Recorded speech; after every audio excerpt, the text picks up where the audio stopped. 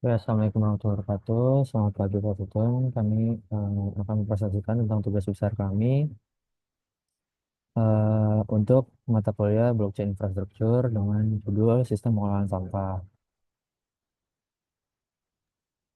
Sistem desentralisasi ini dirancang untuk melacak siklus hidup sampah menggunakan Hyperledger Fabric dan arsitektur client server yang intuitif, di mana aplikasi ini dapat melacak siklus hidup sampah dari pengumpulan hingga pembuatan produk menggunakan Hyperledger Fabric dan arsitektur client server. Proyek ini menunjukkan bagaimana blockchain dapat meningkatkan transparansi, pelacakan, dan efisiensi dalam manajemen sampah. Terdapat 4 fitur utama. Yang pertama, pelacakan yang dapat melacak sampah dari pengumpulan hingga produk akhir. Yang kedua, mekanisme insentif berupa voucher yang dikeluarkan oleh pemerintah memberikan penghargaan untuk upaya daur ulang. Yang ketiga itu keamanan, di mana aplikasi ini memiliki fitur enkripsi data dan kontrol akses melalui Hyperledger Fabric. Yang keempat, keberlanjutan yang memungkinkan produsen untuk secara bertanggung jawab memperoleh sampah untuk produksi. Aplikasi Waste Management App melibatkan 4 organisasi utama. Yang pertama yaitu Waste Collection Company, yang mencatat data limbah yang dikumpulkan dan mentransfer limbah ke pusat daur ulang. Yang kedua yaitu Recycling Center, yang menyortir dan mengkategorikan limbah yang dapat digunakan kembali, serta memperbarui detailnya dalam sistem. Yang ketiga, government mengeluarkan voucher insentif berdasarkan efisiensi daur ulang dan mengelola klaim voucher tersebut. Yang keempat, manufacturer membeli limbah yang dapat digunakan kembali, memproduksi produk, dan mencatat data produk untuk tujuan pelacakan.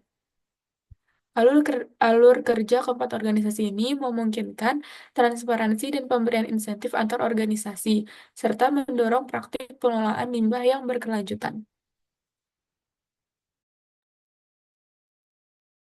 Untuk teknologi yang akan kami gunakan pada proyek ini, itu untuk kliennya kami menggunakan Vite dan React.js untuk frameworknya dan juga untuk stylingnya kami menggunakan Tailwind CSS. Untuk servernya, backendnya menggunakan Node.js dan Express.js dan kami juga menggunakan blockchain network yang berupa platformnya itu Hyperledger Fabric. Dengan organisasi yang terhubung dengan blockchainnya itu ada tadi yang dibilang oleh Laras, Waste Collection Company, Recycling Center, Government, dan juga Manufacturer. Nah, ini juga terdapat private data collection di mana digunakan untuk mengamankan interaksi sensitif seperti voucher yang diterbitkan oleh pemerintah sehingga hanya dapat diakses oleh pihak yang ditunjuk.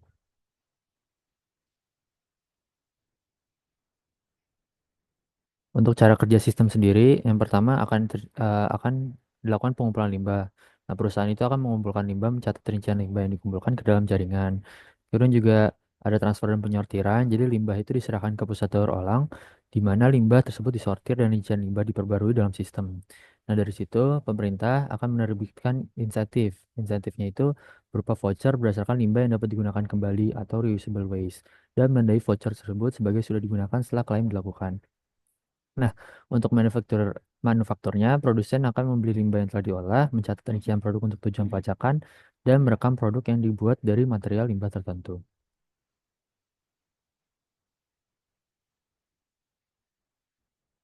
Untuk kelebihan dari sistem sendiri, ini nih akan ada pelacakan dan penulisan yang militer. Jadi, sistem ini memungkinkan pelacakan penuh dari siklus hidup limbah. Kemudian juga ada transparansi, setiap perubahan tercatat secara terbuka di blockchain.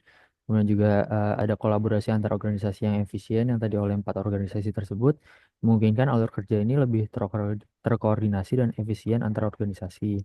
Kemudian juga peningkatan efisiensi operasional di mana blockchain proyek ini akan mengurangi dokumen manual dan mempercepat proses pengumpulan, penyortiran, dan pengelolaan limbah.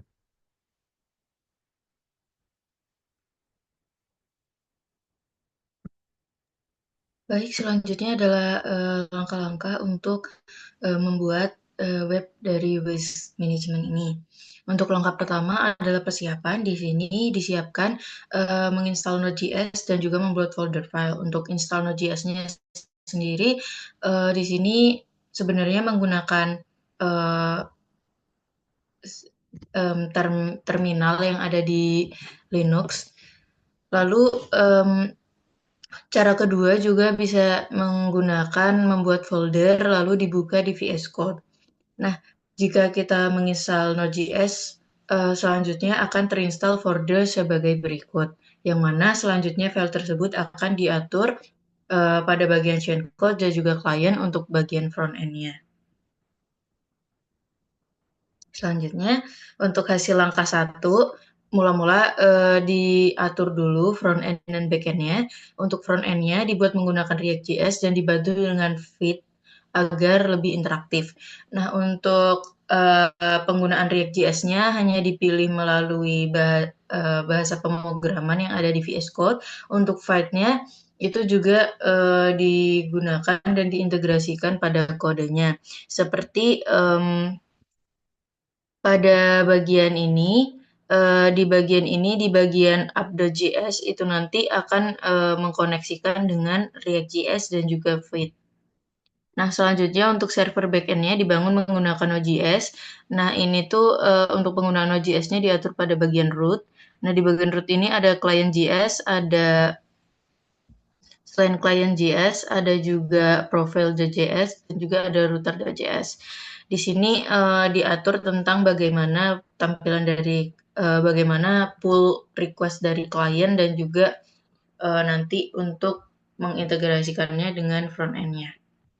Selanjutnya, di langkah 2, menjalankan jaringan Hyperledger Fabric. Jadi di bagian ini akan diinstal Docker Compose, lalu di start Docker-nya, lalu membuat file menggunakan Fabric Sample dan mengkonfigurasi juga mengintegrasikan Fabric Sample ke dalam front end dan juga back end yang telah dibuat. Ini untuk hasil dari install start Docker Compose. Yang pertama melakukan sudo apt-get install di Docker Compose, lalu men-startnya dengan sudo systemctl start Docker dan juga di-enable Docker-nya. Selanjutnya adalah membuat file Fabric Sample. Di sini kita pergi ke folder Fabric Sample dengan menggunakan cd Fabric Sample, lalu membuat folder dengan mkdir min-p chaincode/inventory, lalu ke cd test network untuk ke file test network. Nah, di situ kita menginstal inventory. Setelahnya diinstal Python dan juga mengupdate agar Python-nya tuh terinstall dengan baik. Selanjutnya, file Fabric Sample dan juga Docker-nya itu diatur di bagian network. Nah, di bagian network ini ada Docker, yang mana Docker ini juga dikonfigurasikan di front end dan juga back end-nya. Namun di sini lebih ke back end-nya karena di network-nya. Di sini juga dikoneksikan melalui localhost 5000. Selanjutnya, untuk menjalankan servernya dikoneksikan antara Fabric dan Docker-nya pada server, lalu dikoneksikan Fabric dan Docker-nya pada network, dan juga menjalankan server. Di sini mula-mula dikoneksikan Fabric dan Docker pada server. Di sini dilakukan konfigurasinya di app.js. Di app.js ini digunakan Express.js dan juga menggunakan port 5000 yang akan dikoneksikan dengan Fabric dan Docker yang telah dikonfigurasikan sebelumnya. Selanjutnya adalah konfigurasi pada network-nya. Untuk konfigurasi pada network-nya digunakan config, yang mana pada config ini dikonfigurasikan si Fabric dan Docker-nya dengan network yang telah dikonfigurasi pada webnya. Selanjutnya, menjalankan servernya. Di sini servernya dijalankan di localhost 5000 dan diatur pada Docker Compose YAML. Selanjutnya, ini move to UI folder dan juga install dependency. Selanjutnya di start client-nya. Untuk mula-mulanya kita ke folder waste management app, jadi dibuka foldernya aja, lalu di open in terminal, lalu touch si UI-nya dengan cd UI, lalu di npm run dev untuk ngerunning si servernya, dan didapat di sini localhost 3000. Selanjutnya Dari localhost 3000 itu dibuka saja di Mozilla atau mungkin di Chrome juga bisa atau di web browser yang digunakan. Jadi di sini digunakan localhost 3000 dan tampilannya mula-mula akan seperti ini. Selanjutnya, di sini adalah demo webnya. Jadi ada 4 bagian. Ada create ways, ada read, ada delete, dan lain-lain. Di sini ada create, misal kita masukkan satu, lalu untuk collection company-nya, misal dimasukkan company satu gitu ya. Lalu ada satu, misal dimasukkan beratnya berapa, lalu yang ownernya berapa, siapa gitu. Nanti kita di create aja waste-nya.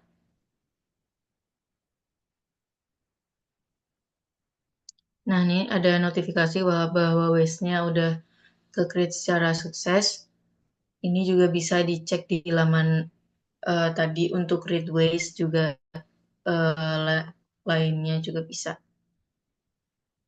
Mungkin untuk akses webnya kita harus ngerunning dari Python-nya terlebih dahulu, melakukan start network dan start client, baru bisa ke localhost 3000.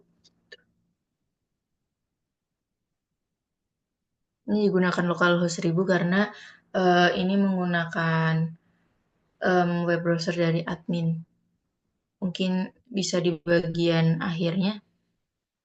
Nah, ini datanya sudah masuk ya, data dari yang udah dimasukkan tadi. Oke, dan mungkin nanti fitur-fitur lainnya bisa dilihat pada video ini. Mungkin langsung next saja. Ini langsung next. Mungkin sekian presentasi dari kami. Kurang lebihnya mohon maaf, untuk bagian lengkapnya akan ada di PowerPoint. Sekian dan terima kasih.